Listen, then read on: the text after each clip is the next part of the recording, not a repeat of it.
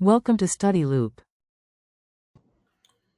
All right, this is problem number 40 from chapter 5. It's saying, assume that the supply of low-skilled workers is fairly elastic, but the employer's demand for such workers is fairly inelastic.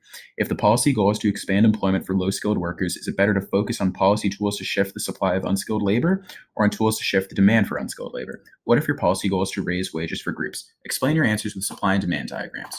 Well, I've gone ahead and graphed this scenario. It's just a normal supply and demand with price being wages. And remember, for an elastic supply, that's going to be a very small slope. So that's why it's, fairly small slope. And for an inelastic demand, it's going to be a very big slope. And that's why it's a very big slope. So the first scenario they're asking about is if we want to expand employment. That means we want the quantity of employment to go up. Should we shift supply or demand? Well, let's look. If we shift supply, how does it affect quantity? Let's look at these two equilibria. If we shift supply, it's not affecting quantity very much, right? Because the first equilibrium here to here, the quantity hasn't changed all that much, but the price has changed a lot. So maybe shifting supply wouldn't be the best idea. Now, what if we shifted demand? Let's say demand is shifted. Again, let's do two equilibria.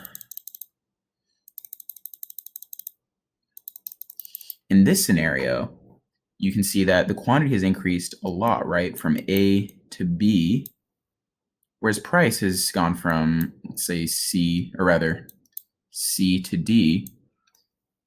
Price hasn't changed very much, but quantity has changed a lot.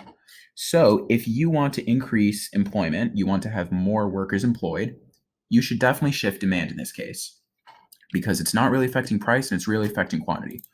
Now, the other scenario was asking about increasing wages. So if you want to increase wages, what should you do? Well, we just showed it. You should shift supply. If you shift up supply, you're moving from this equilibrium to this equilibrium.